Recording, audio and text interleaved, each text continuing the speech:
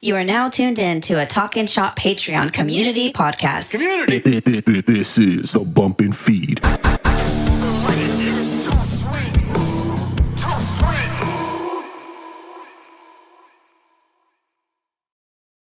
Ladies and gentlemen, welcome to the BumpNFeed podcast. I've got my co-host with me, Cabana Boy, aka Andrew, Cade Hankinson over here, aka CJ Gallows.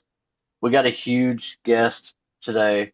Our first guest, massive freaking guest here. First guest ever on the BumpNFeed.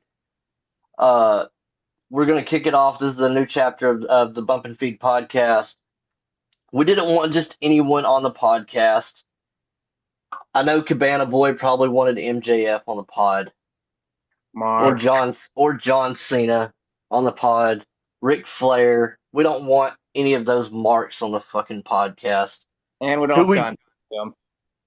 The guy that we wanted on the podcast, man, this guy, former Lariato Pro World Champion. He looks like $1 million.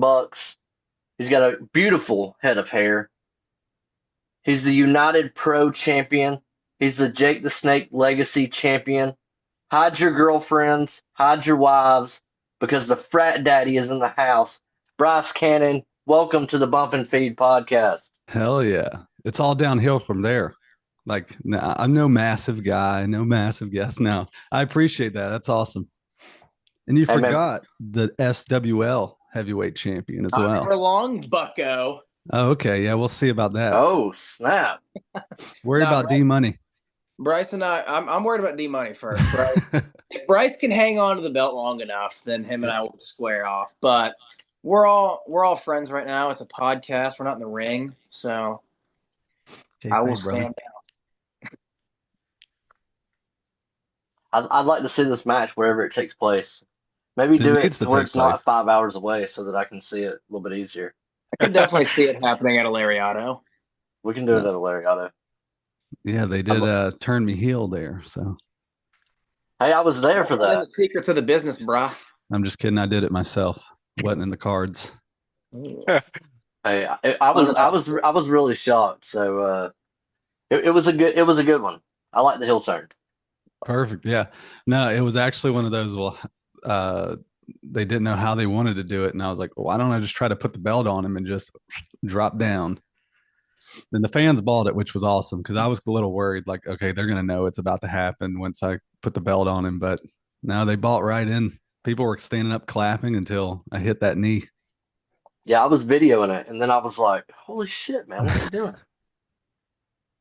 Similar to my ball shot this past weekend, but mine lasted a little longer than Deez's. I saw like the replay of yours.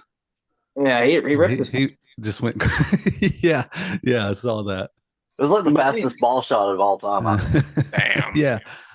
Yeah. I let mine sink in a little bit, and a little backstory. Apparently, the title caught Fry a little bit because it was in the perfect position, so it was just a double whammy for him. Oh, so you got like sandwich there. Oh yeah. Oh yeah, dude, that's gotta hurt. Emerson, we gotta get you a ball shot at the next Lariato show. I've got one under my belt. Bryce has one. Cade's got a ball shot. Let's not. I'll stand behind the merch table with Chad. That's where it'll happen most, probably. Oh yeah, probably so. Chad would pop his little nuts off at it, so maybe we can get that. Maybe we can get that booked in somehow. But work on it. Let's get started here, man. So what got you into wrestling at a young age? Do you have like your first memory of watching professional wrestling? Do you still remember that? I know a lot of us do. So I'm one of the weird ones where I don't really remember like how wrestling was introduced in my life or the first match I ever saw. It's just always been there, really. Like I want to say like the first match I can ever recall, like when I think of what's the first match that you saw, is literally the one of the first Money in the Banks, I think WrestleMania 24 or so. And all I remember is just like Carlito doing like the double spring on the rope and the moonsault to the outside. It's like, but I know that's not when I started watching wrestling. That was just one of the first like matches that I remember watching. Um, but no, like I said, wrestling has just always been in my life. I grew up Central Georgia, and there was a spot in Fort Valley, Georgia called AWN, and they used to run every Friday night. But it was one of those promotions that would be open for about 6 months, and then it would shut down for three, and then be open for a random amount of time, and then shut down again. And it was located in like an old flea market. It was a tin building, hot as hell in the summer, cold as all get out in the winter. Um, but I mean, they would pack that place out back then, and yeah, I mean, my granddad and my dad would take me and my brother there.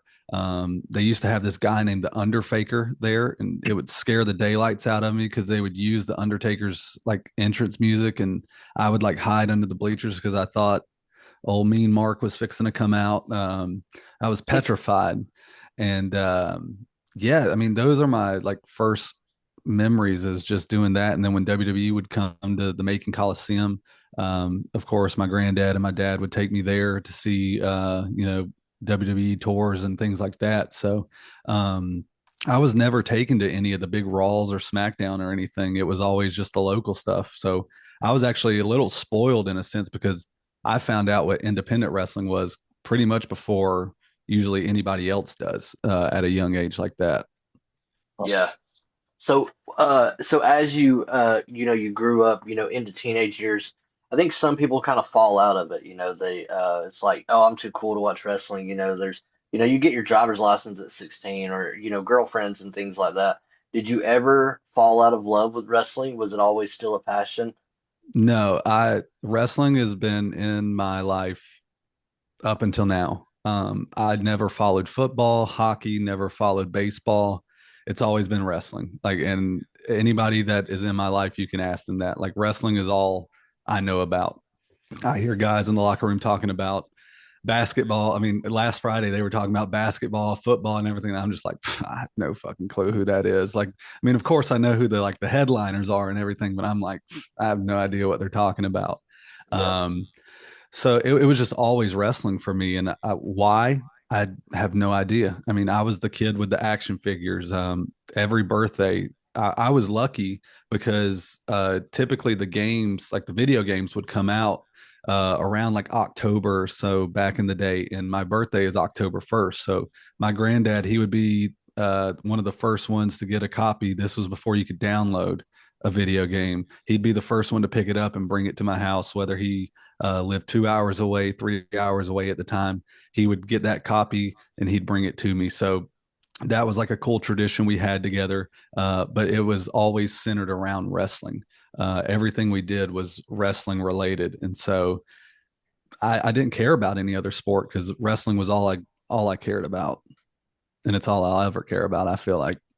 Yeah. So you mentioned we talked a little bit about how it's always been a part of your life. Was it one of those things? Because I know for me, did you always know you were going to do it, or at least give it a shot, or did you kind of think like, I'll always be a fan, but I got to go, I got to do a regular job, or was it always I'm going to be a pro wrestler?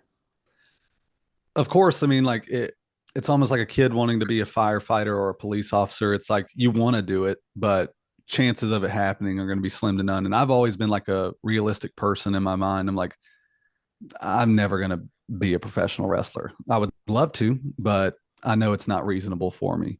But the cards just happen to play right. And I've always been a sporadic person. I've done things on a whim. Like my first tattoo, I didn't tell anybody I was going to go get it. And I pinched myself in the shower, psyched myself up, and just went and got one. And then I told my dad, and he didn't believe me. So it was kind of the same way with beginning to start wrestling. But I always wanted to be a wrestler, but I never thought in my wildest dreams like I would actually get to do it. Awesome. All right.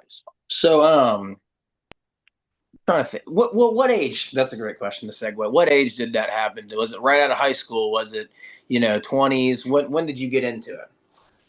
Like when I actually started training, or Yeah, like when did you start training? I think I was 20, because I remember going to Vegas for my 21st, and that's whenever I started working shows. So yeah, I was 20. So I mean, not really too long ago. I'm 28 now, so roughly about 8 years in right now. But I mean, it's one of those. Like I said, I'm a sporadic person. That promotion that I was talking about, AWN in Fort Valley, when I graduated high school, um, they they opened up again, and it was a couple of years later. I was my buddy actually had a motorcycle accident. It wasn't anything crazy. We were at a bar and he tipped a motorcycle and got a couple like little road rashes. So the next weekend, I was like, I saw the post where AWN had opened back up, and I was like, dang, like I want to go check it out. And so I drug him to the show, and of course it's summertime, and he's still bandaged up from this motorcycle crash, and we sat front row. And I remember seeing guys like Francisco Chiazzo and Michael Stevens and a few other guys there. And I'm like, dang, these are the guys like I used to watch. Like, this is awesome. Like, it's back. And then I saw a guy who I used to go to school with come out. And I was just like, what the hell? Like, he's no bigger than I am. Like, if he can do this, I can do this. So after the show, I just texted him. I was like, yo, like, how do I get into this? And then he was just like, meet me up here on the next Saturday, I think it was. And I was like, a little sketchy, but okay. There's no like paperwork or payment I need to do, like no physical, like it's a little sketchy. But as you learn in the wrestling world, the sketchier the situation, the more likely it is to be true. So I actually ran a 5K that Saturday morning and then went to wrestling training. And one of my buddies, he denies it to this day now because I've been somewhat good at this. But he went to watch me fail. He went to watch me kind of land on this piece of wood and get hurt, essentially. And so we show up, and the guy, teaches us how to bump and things like that. And then he goes, all right, so the next thing I'm going to teach you guys is how to get hit with a chair. And I was just like, whoa, like, I mean, I don't know much about this, but I don't think that that's the proper, procedures of becoming a wrestler is, hey, learn how to fall safely. Now you're going to get hit with a chair. So I got through that, got hit with a chair, of course, and got through that training session. And my buddy was like, are you sure you want to get into this? And I'm like, unfortunately, I think I do. And so I went to the next AWN show, but I went up to the concession stand. I was like, hey, like, I did a little bit of training last week, but is there anybody who does this like professional? Like, is there any professional trainers? And she gave me Michael Stevens' contact information. And so I hit him up. He told me, the price and, when to meet him up there. And we were off to the races. Awesome. It kind of reminded you telling that story, kind of reminded me of the story Hulk Hogan tells, maybe not as extreme, where they bring him in kind of just to like show this guy like, all right, this isn't easy. And they end up breaking his ankle. Breaking his arm. Yeah. Or whatever it was. Yeah, like broke something. Leg. Yeah. It was his leg. Yeah. Hiro Matsuda broke it. Yeah. So it sounds like is this true? They kind of brought you in to like, all right, let's show this kid what we're really doing here. And then he'll kind of go away. And then you stuck. In a sense, yes, but I think it was more of the guy who I'm not going to bury him. He doesn't even wrestle anymore, but he was more of a yarder anyway. So he wasn't properly trained himself. So I would think he was just, I don't know what else to do. So these guys have seen guys get hit with chairs. Let's give them that. I don't think it was let's see if they last or let's see how much pain they can take. But I'll tell you, there was another guy that he brought in that wanted to become a wrestler as well. And I doubt that dude's wrestling today. I mean, he got put through like a piece of plywood. And I mean, that dude got hit with more stuff. And I was smart enough to say no. But this other kid, I think he just thought, oh, if I shed some blood today, I'm in. Yeah. But yeah, that kid got the teetotal shit beat out of him. Wow. Yeah. I don't know about showing up and going through plywood and getting hit with chairs on the first day. That might be a quick sign to be like, all right, man, this isn't for me. Yeah, something wasn't right. That was for sure. But also, like, I think that also like speaks volumes to your passion. You're much like me. Like I'm same as you. I don't ever remember it not being in my life. But But for you to go in and take that, whereas, maybe the average person would, just like Emerson just said, this is some sketchy shit. I don't think I should do this. But, you were kind of just willing to take it because, again, of your love for professional wrestling. No, absolutely. And like once I got my foot in the door and was able to feel what it's like to bump in a ring, there was no turning back for me. I had to figure out the proper steps and the proper way, because I'm one of those people. And I mean, Cade, you being around me, like if I'm going to do something, I'm going to kind of do it to the best of my ability and do it big. I mean, this gold pair of trunks right here, I won a belt at United Pro, like y'all had mentioned, and I had like a set of gear made specifically for that. Like I'm one of those people, like I like to take that extra step, go that extra mile to make sure that what I'm going to do is going to either work, or if it doesn't, I can't say I didn't try my best at it. I wanted to mention this to you at the last show we saw each other at, but I was going back and I was trying to explain to a friend talking Shopomania. And so I pulled up a little clip, and there I see in a little outfit, I think you were brown hair at the time, a little chunkier, and I was like, hold on a second. And I looked, and it's Bryce Cannon. I had no idea, and you're catching laser out of like a tree. Oh God, yes. That was I had no idea, and it was at my backyard. In my backyard, I had no idea you took part in that. Yeah, I was at both. I was at 1 and 2. Gosh, that was like the undershed or whatever they called it segment. Yeah, so funny story about that. I am actually on like a Microsoft Teams GIF doing that, and it's like, this is how frat boys do it or something, and then I like hit somebody with a beer with a White Claw can or something. But yeah, I've made it to Microsoft, so I should probably hang the boots up. I got to give you credit though. I mean, you look awesome now. You look the part. You got the Hulk Hogan tan, the hair. Back then, I didn't really. You lost a lot of weight and toned up, and you really look like a wrestler now. Then you looked like a frat boy. Yeah, back then I was. Well, and back then I would hide under 2 polo shirts. I would wrestle in polo shorts, and then I had like the chubby shorts. And at one point I wrestled in loafers. If you pull up like the old Lariato archives, like when I first started Lariato, I was in double polos, chubbies, and loafers. Really living the gimmick. Yeah, until my niece decided to implode on itself, and I was like, okay, yeah, I got to have gear. Was that due to the loafers, you think? No, my foot got caught in between a board and my knee popped, and then it was just a downward spiral until it finally decided to go out 2-3 years ago.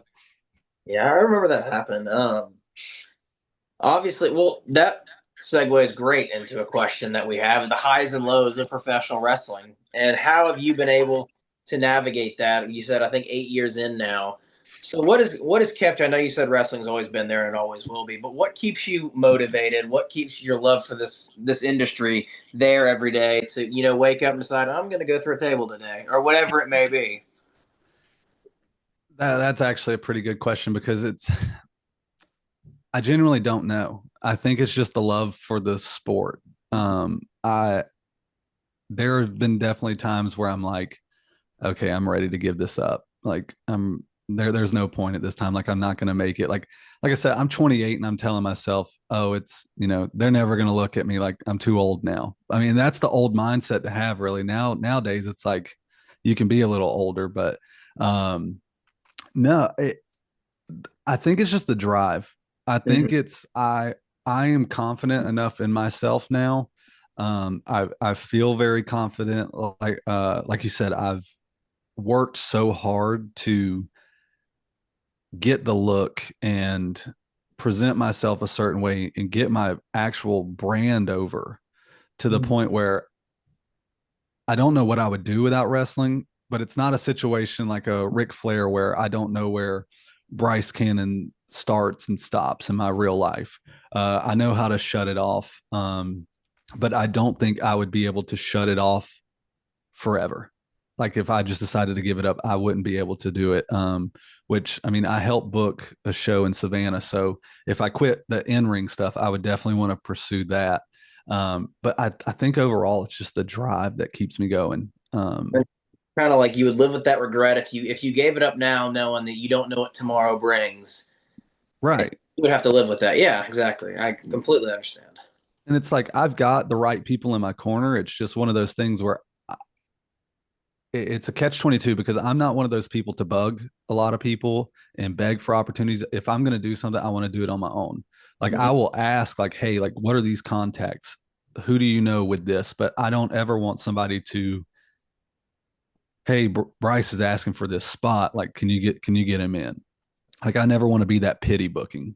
I always want it to be, hey, we're looking for a guy for this. Hey, I know a guy.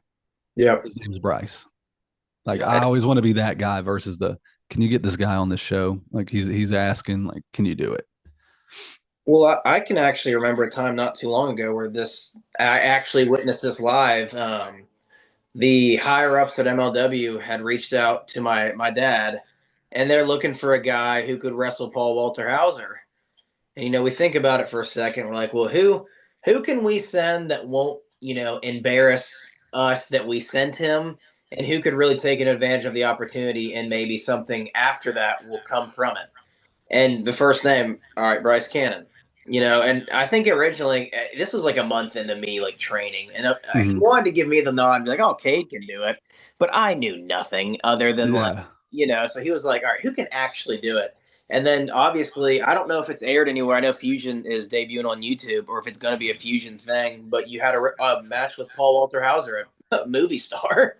Yeah. Yeah. No. And that was so cool because it was just like a random Wednesday. Your dad texts me and he goes, hey, are you available this date? And I was like, I looked at my calendar and I kid you not, it was the only Saturday I had open for the next 3 months. And I was like, I was kind of looking forward to this, but hey, it's an opportunity. And I was like, hey, what do you got? And he told me, he goes, you'll work Paul Walter Hauser at MLW. And I was like, oh shit.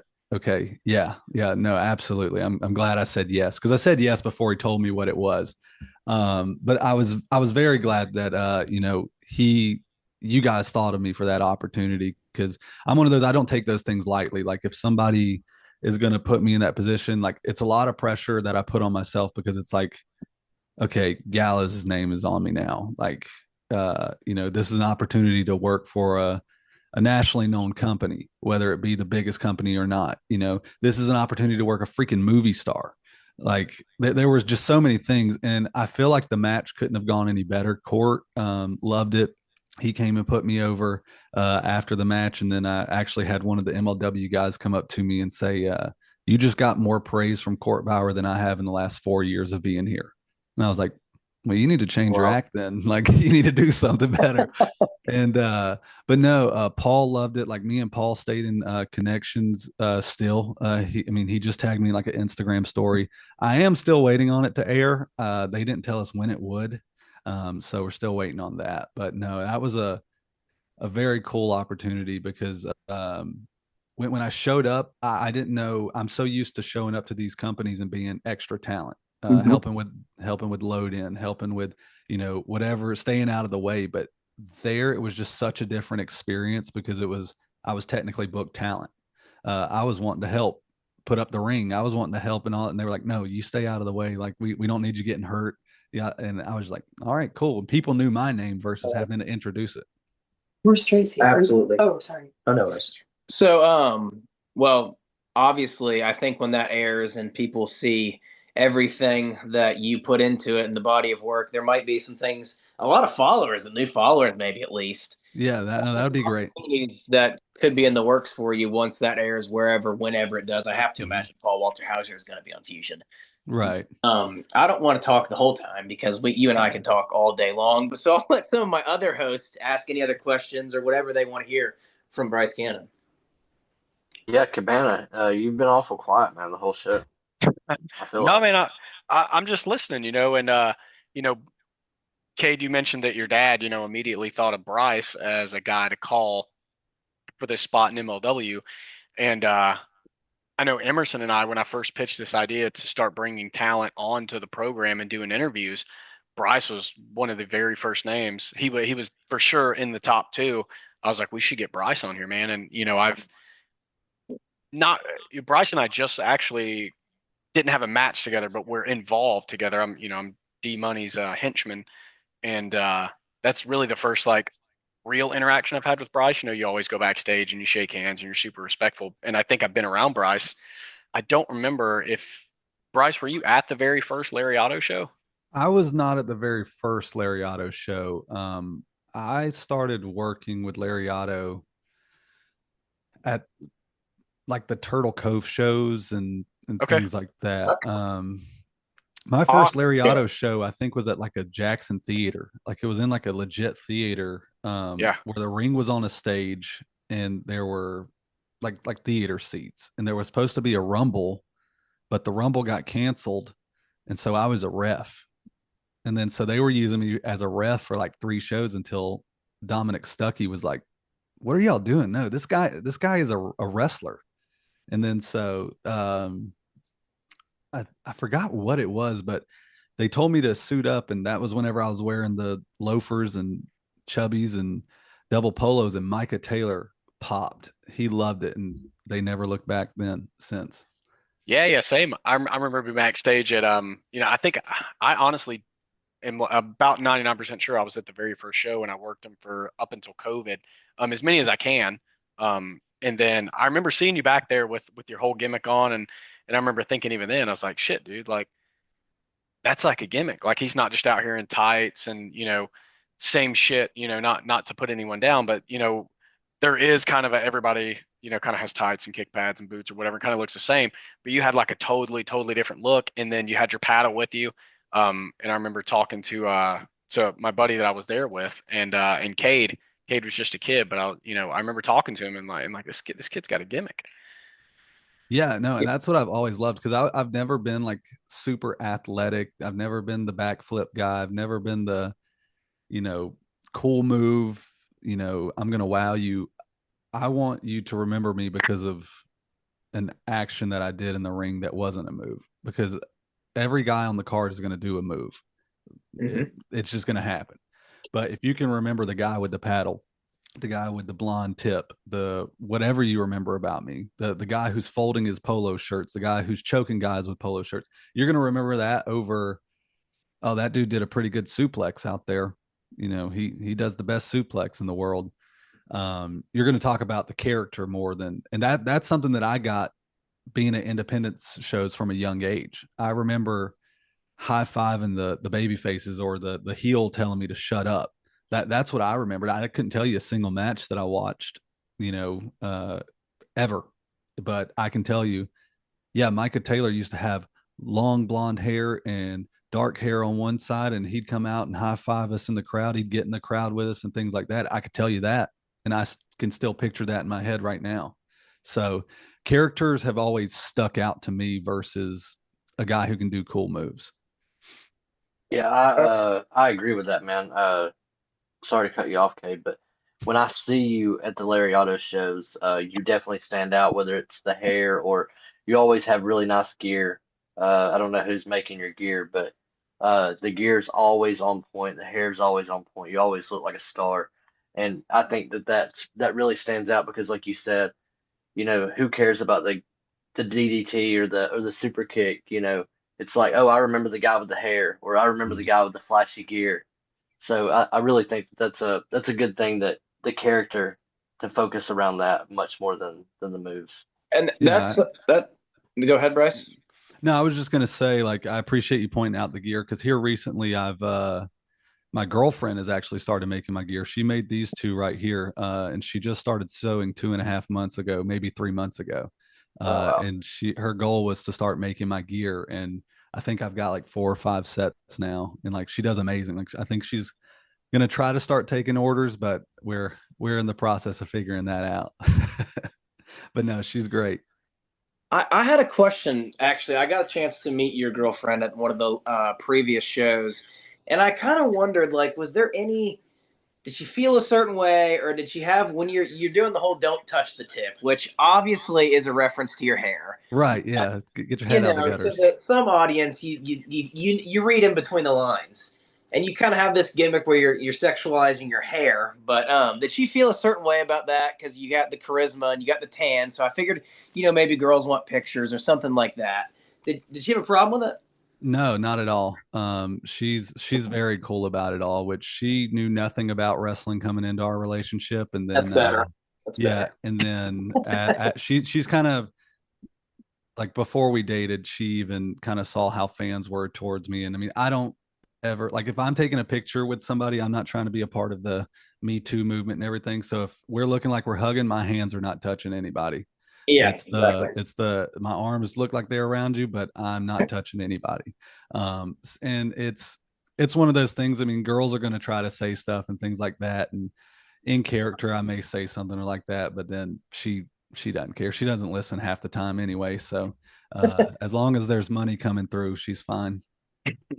Another thing I saw recently, it's a gimmick on AEW, the frat guys, they have that frat group. Did you kind of look at that and you were like, or is that something that you could, or you are aspiring to maybe join? Or what were your thoughts about that? Because when I saw it, I don't watch the program weekly, but when I think frat guy, I think of Bryce Cannon. And now that they have it on a stage that's seen by so many, do you take that as like a setback to where you got to change it up, or what do you think of as far as that whole thing? It's funny that you asked that question actually, because I'm in the process of not moving away from the Frat Daddy, but definitely making Bryce Cannon more of the brand and the which honestly the Don't Touch the Tip has been way more over than the Frat Daddy. I You mean, should on have that this, trademarked. yeah, I don't even know if you can read that gear right there, but it says Bryce Cannon on the ass instead of Frat Daddy. I've changed that up since that. But it honestly kind of forced me to okay, the Frat Daddy gimmick has maybe done its course. Like let's be forced to move on from it. Like I said, I'm not fully moved on. Like I still carry the paddle just because I love it. It's just something to fidget with if I'm nervous or something like that. But more people were upset about the frat house than I was. Um, and I truly wasn't upset about it. I thought it was cool. I thought, hey, I'm gonna get a call here any day. Of course, it hasn't happened, but I know all of the guys in that group. Preston Vance and I have talked about it. Jack Jameson and I have talked about it. Cole Carter and I are cool. He's kind of quiet, but they also wrestle at One Fall Wrestling, which is huge here in Georgia. And so, I mean, I've interacted with them there. I mean, I've teamed with Jack Jameson against QT and Hook. So, I mean, I've kind of intermingled with them. I mean, nothing's come of it. I've actually managed the frat house on their 1FW TV tapings. But no, I didn't feel any type of way about it. I actually had to make a Facebook post because I was getting so many like screenshots and pictures of the group with people like hating on them, and I simply had to put out a Facebook post, and it was just saying like, look, in professional wrestling, gimmicks are going to be recycled. I'm not the first person to do the preppy frat guy gimmick. I just made it my own. These guys are doing a completely different outlook on the frat gimmick. They're more of the jock, musclehead frat guy, where I was the daddy's money, preppy white guy frat guy. So Yeah. it was two different versions of the frat gimmick. Like, could I fit in there with them? Absolutely. But what they were doing was nothing compared to what I was doing. Now, had they started going and calling themselves the frat daddy or something like that, I would have had an issue with it. But I mean, they even brought in a paddle, but it looks completely different from mine. That's what sparked everybody being pissed off, was when they brought the paddle out. That's when I got the most messages. But theirs is more of like the long frat paddle, where mine is more of a thicker base paddle. So it's just one of those things. I mean, wrestling's wrestling. I mean, as long as I stand out, it hasn't affected any of my bookings. It hasn't affected a payday for me. I wish it would get me a bigger payday by joining them, but hey, maybe that'll happen in time. And when the Paul Walter Hauser match airs. Right. Yeah, exactly. I'll share the hell out of it.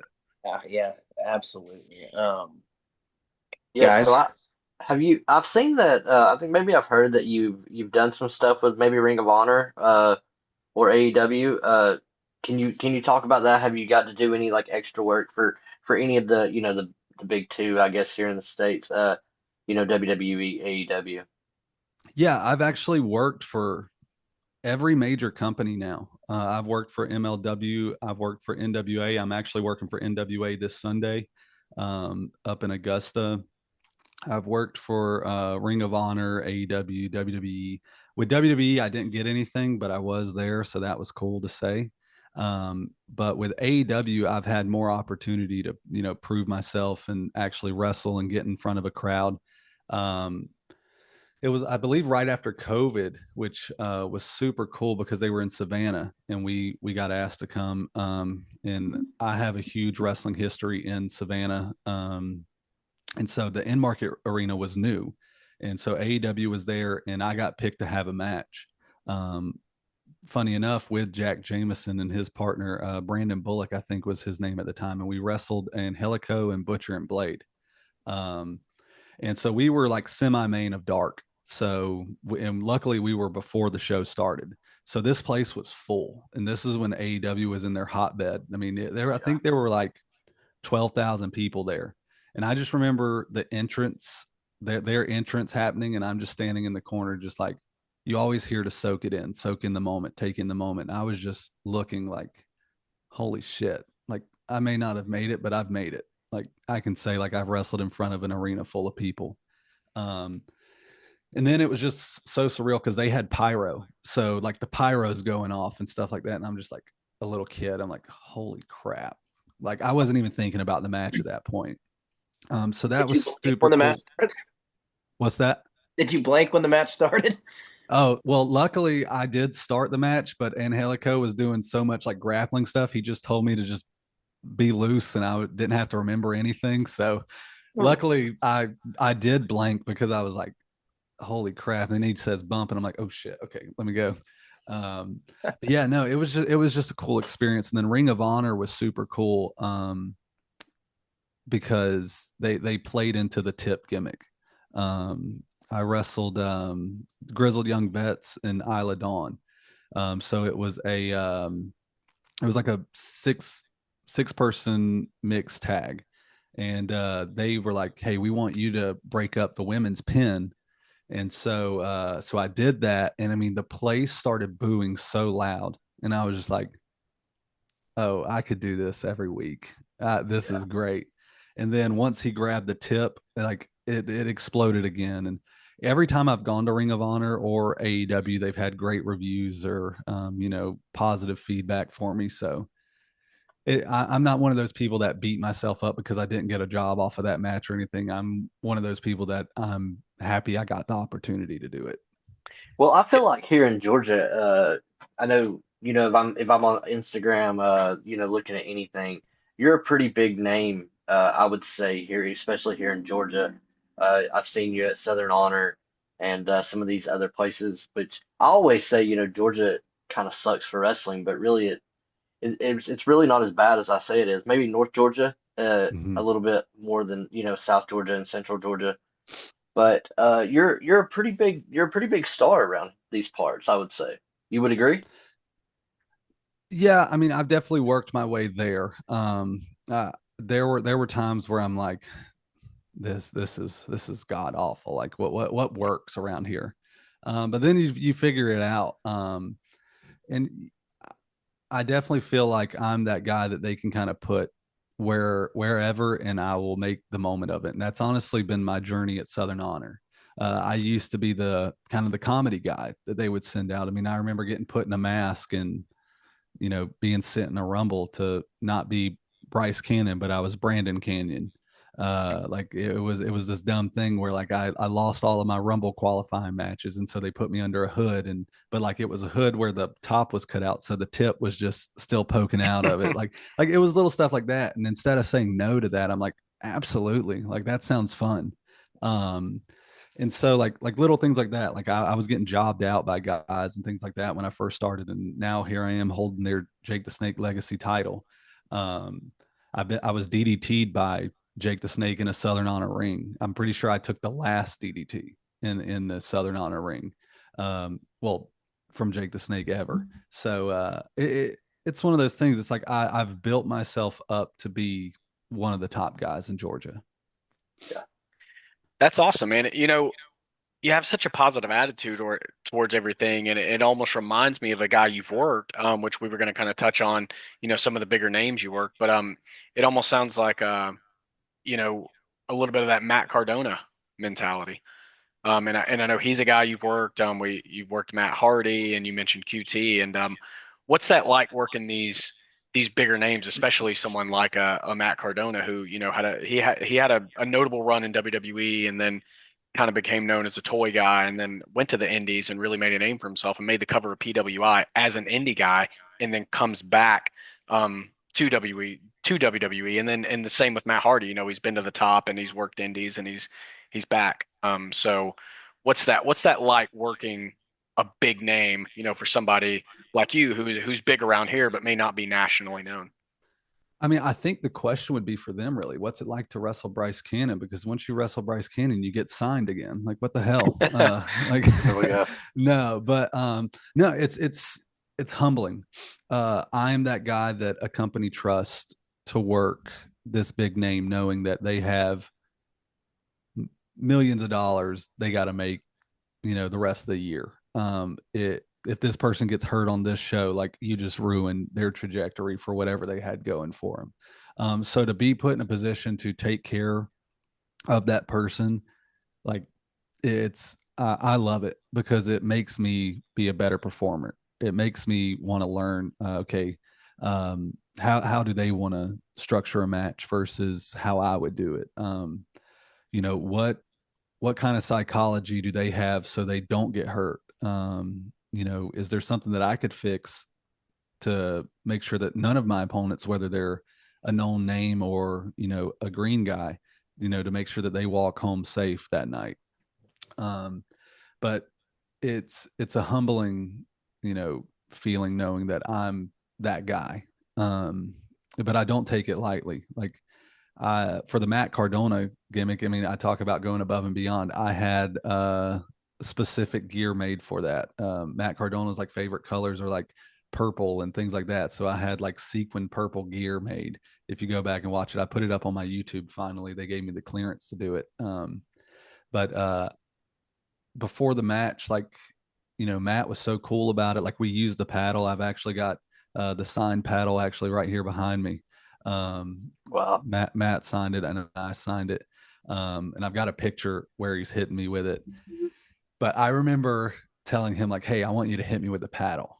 And for him to be a deathmatch god, that dude did not want to do it. He goes, bro, this thing, because I don't gimmick them. People think I split them and everything. No, my paddles are a real deal. And he was just like, bro, I'm not hitting you with this. And then I forgot who he looked to, and he goes, he wants me to hit him with this. And he knocked on it. He goes, I'm not doing this. I was like, dude, trust me. I said, it's going to break and the crowd's going to go nuts because they're going to think that you've got it. He goes, I don't know, man. He goes, I said, look, if you don't feel comfortable doing it, do the old Triple H sledgehammer hit. We'll do it that way. But in the moment, if you feel like you want to explode that paddle, I'll be right there waiting for it. And so he, I guess, felt the crowd or whatever it was, and he did it and it exploded. So, and he immediately like checked on me. He was just so professional.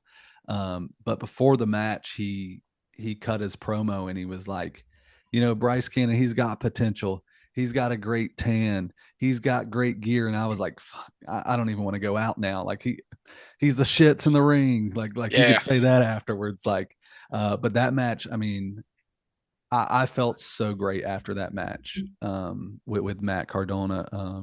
It's one of those matches that I'm very proud of myself for having and thankful that they put me in the position to have that match. That's awesome. Yes. So Cardona is a soft brother, we could say. Right. Yeah. Backstage. I mean, his shots are stiff. What you hear in the podcast and everything, he hits harder because he's pretty. He is a very nice guy. I've obviously never had any interactions in the ring with him, but I have sold him action figures before, and he's always nice. very nice, and he pays quick. Yeah. Well, he's got it. He's got the money. It makes it easier when you have the money. Oh yeah.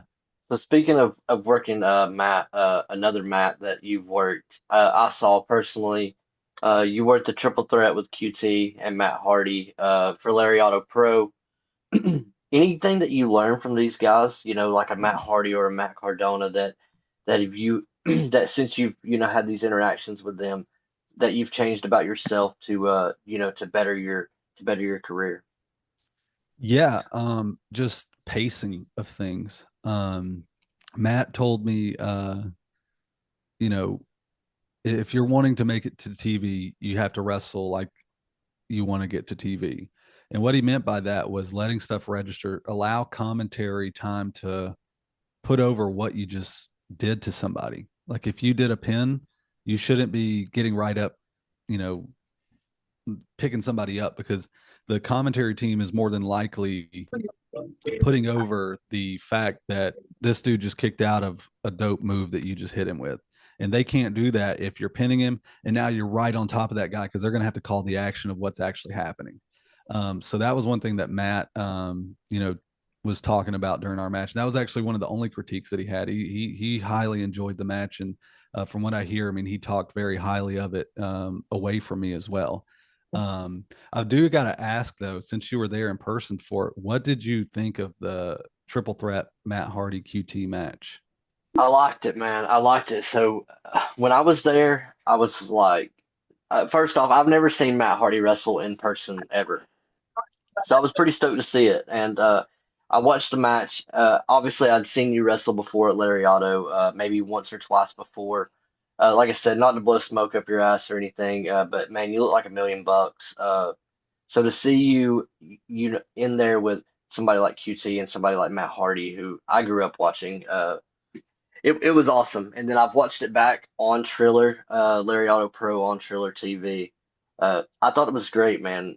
I could watch you work anybody, honestly. And like I said, not to blow smoke up your ass, but I don't see how in the next year or two that you're not on AEW television or NXT television or something like that. I appreciate that. The reason I ask you that question is because I thoroughly enjoyed the match as well. And that match taught me something about me that I knew, but I guess that match had to happen in order for me to kind of like truly realize the extent of how much I've learned and can do this wrestling thing. So as you know, Matt Hardy is a busy guy at shows. He's Yeah. meeting sponsors and doing meet and greets constantly. So we had nothing called. Wow. Yeah. Matt, I think, came to the back finally to kind of like settle down during the semi main. And so we started spitballing ideas. Sorry to blow and pull the curtain back, everybody. Like wrestling's predetermined. But we had said like, hey, like there's a table under the ring. We put one under there just in case. Like we had a structure, but there was nothing as to how the structure was going to happen. Yeah. Like we didn't have insulation in the walls or nothing. It was just a frame of how we're going to do this match. And so QT's talking, and I kid you not, he goes, "Oh shit, is that my music?" And we were like, "Oh."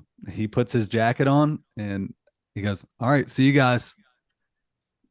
And I was freaking out at that point because I had never had to call like a full match like that. And I was like, oh my, this can't be happening. Like this is nuts. This is one of the biggest opportunities of my career, and it's fixing to be trash. And so because if you watch it, QT kind of comes out a little slow.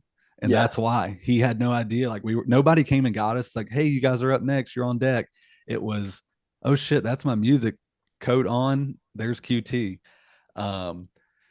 So yeah, that match taught me like not only can I listen, but those guys actually let me like give my own like spots and stuff like that in the match. Like I was calling stuff in there just as much as they were. Like there was at one point where Hardy got me in a headlock towards the beginning, and I told him, I was like, hey, grab the hair. I said grab the tip, and he was like, huh? And I was like, oh, grab the hair, grab the hair. So I pushed him off and he grabbed it, and the crowd booed, and he instantly went back to that headlock. Yeah. He said, nope, we're not doing that. I was like, no, I agree. Sorry, pal. And so like we did the spots and stuff. And yeah, like we did the poetry emotion spot like him and Jeff would do, which was super cool. But 98% of that match was called on the fly out there. And I'm very proud that I had that match because of that reason. Like it proved like I could do it. And it just showed me how professional Matt Hardy and QT Marshall are. Like I gained a new level of respect for those guys after that match. And Well, I gained a I new level with you just knowing that you called that on the fly with two vets like that. I can Yeah, it tell was you amazing. that is very difficult to do. Again, I'm not an in-ring worker. I do the manager thing and I bump here and there and just little spots like that. But I remember some of my first Lariato shows. I was working with Scotty and a very small Cade in the beach club. And you mentioned that the music hit and QT's, oh shit, that's my music. That happened more than once with Scotty. Would be sitting back there and he's just bullshitting, telling me stories, and then his music hits and Scott's just, ah shit, come on kid, we gotta go. Yeah, And we gotta and he go. yeah, and he grabs me and I'm like, well, what's the spot? And he's like, just don't worry, man, just watch me and I'll call for it in the ring. Yep. Yeah, no, So I mean, you kind of witnessed it at the Jackson show after old D Money took the plastic bucket to the head. We kind of had to wrap it up and go home after that. yeah, and that show too. Now that you mention it, that wasn't super super planned out because everyone wasn't there. Yeah. Me, you, and D were planning the match out, and then the other guy shows up and he's kind of got an idea, whereas you and D, like, we'd already planned this match out because we didn't know if he was going to show up. Yeah, me and Um, D's had a whole singles match planned yeah, because yeah, he got there literally, I think maybe 15 minutes before we were going out, and it was like, hey, like we don't have time to call a lot, but what do you want to do? yeah, and that was that was a fun match too. Again, my first time working with you, but like you said, sometimes you call it on the fly, and back there we did have to make that adjustment because of D's bleeding. Yeah, profusely. So wrestlers, some of my favorite, honestly, my favorite stuff of doing this, obviously aside from the in-ring stuff, is just riding, especially with Drew. He is, Gallows is such a funny guy. Mm-hmm. Machine Gun's hilarious. Yeah. And I used to ride with Scotty, one of my close friends from high school, Caleb Conley. I'm not sure if you know who he is. Yeah, no, absolutely. I wrestled Um, him in South Carolina. Oh, that you might have to give us a story if you got one, because he's actually going to be on Sunday. I know, again, I've known him personally for 20 years since we were out of high school. So of course you give him the brother text message. But Absolutely. road stories, that's my favorite part. Just hitting the gas stations. You're trying to figure out how you're going to get to this town. Where the hell is this? Oh shit, this is the building. And um, everybody's got a good road story, right? Do you have any that come to mind that were, funny or whatever they are, but just a good road story? It's a question we like to ask. Yeah, so the one that comes to my mind is I was in a team called Exotic Youth, and there was this promotion, I want to say in Mississippi, that had booked us, and the guy was like big fans of us, so he named the whole show after us. It was like Exotic or Youth Gone Wild or something like that. I mean, he had like gimmick chairs and everything made for us. And so we left and we thought we were going to be there on time. Well, traffic, and then one of my tag partners at the time, he had to stop at every gas station known to man just because why not? I mean, I don't know why. Yeah. And on top of that, he smoked, so he had to pull over because I was like, "You're not. I'm not a smoker." So I was like, I'm not dealing with like the cigarette smoke in here." I was like, Right, right, "If right. we gotta stop, we'll stop." But it was like 6 of us in this van that we had rented. When I tell you that was like the longest car ride I think the trip was supposed to be like 8 hours or something, and it took us like 13 or 14 hours to get there. We showed up 10 minutes before bell time to a show that was dedicated to us. So that was one of like the memorable ones. But the it's not even necessarily the car rides for me. Like in Savannah, we'll stay the night if I don't have a show the next day, and like a few of us will go out and stuff like that. And that's what I love. I love the camaraderie side of things, and like going out after the show is a lot of fun in Savannah. But yeah, like you were mentioning, riding with Gallows is a lot of fun. I mean, that man has so many stories and just so many just experiences that he's been through, and the stuff that I heard him say, I was just like, holy crap, like that's so cool to know the behind the scenes of that, or behind the scenes of this, like the whole Festus run, like how he said like he would go out and have to put the beanie on so people didn't see like the fact that he had a skullet and things like Yeah. that. Yeah. It was just hilarious. And then Lariato actually gave me the opportunity to ride in the car with. I picked up Chris Masters from the airport, and then I picked up Carl and Rocky Romero. I think they were at the hotel, or it may have been flip flopped. But that was an interesting car ride because we had to go from Atlanta Airport all the way to Jackson Jam when we did that. So that was a fun car ride as well. Was Yeah, that all Carl's the hilarious. was that all the same pickup? Because I worked a Lariato show with Masters at, I want to say it was at Sequoia High School. This was probably like 2018, maybe 19. No, so this one was when they did. This may have been right after COVID as well. It's whenever they did Jackson Jam on like the Jackson High School football field. Okay. Yeah. Yeah. Okay. Yeah. Masters he was a fun guy. Yeah, he was funny. He seems like a very quiet guy, or just kind of like a, oh, this dude's going to be a stiff one to ride with. But no, he's awesome. Yeah.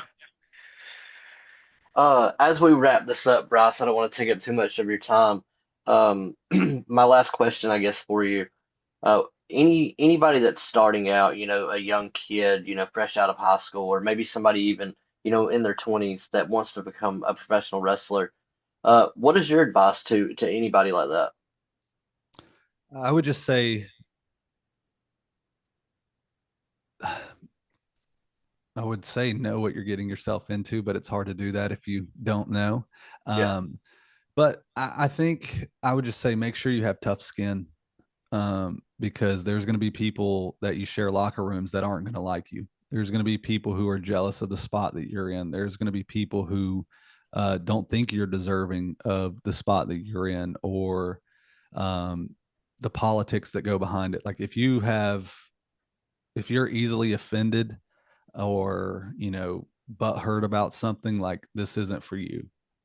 Because if that's the case, you're going to go home after every show like doubting yourself and never get anywhere. Or you can be the type of person who takes the criticism or the critiques and apply them. Okay, how do I get better? And then you're also going to have to learn, okay, I know this guy's going to always have something wrong with a match, so I'm going to let it go in one ear and out the other. Like you just got to have that mentality of, I know why I'm doing this. Like, don't let anybody stop you. Like, and just knowing your why. Why are you doing this?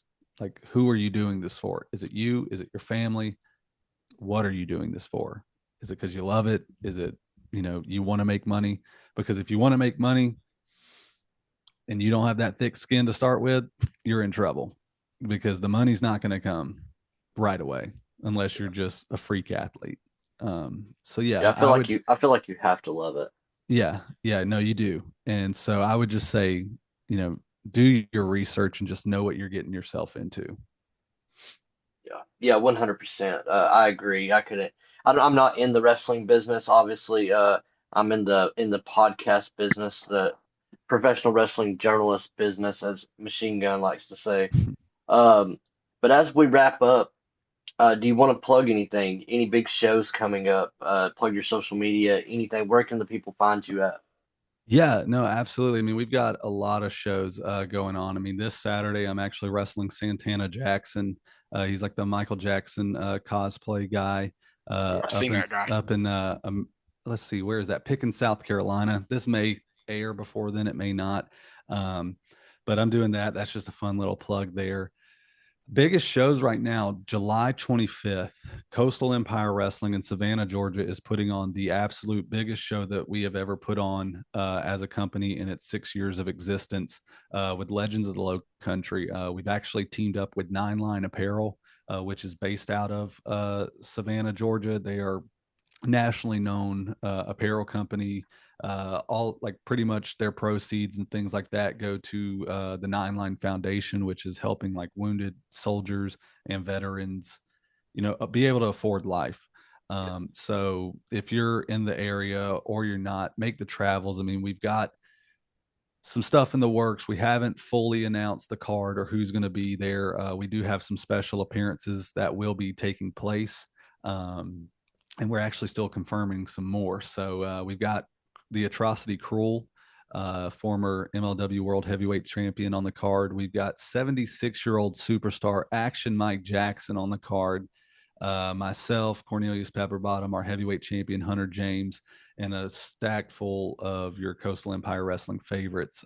That is July 25th in Savannah, Georgia, and it will be taking place at the Nine Line headquarters. We are treating this as our WrestleMania. The budget is bigger than anything that we expected it to be and or have ever done. So visit their Facebook pages, Instagram, and get tickets. We would appreciate the support because part of the proceeds do go to the Nine Line Foundation and helping those soldiers out. And then the next one, I would just say the United Pro down in Kingsland, Georgia, July 26th. That one is. So the next day, they're about an hour and a half away from each other. So if you get your tickets to one, get your tickets to the other. I will be having a championship celebration.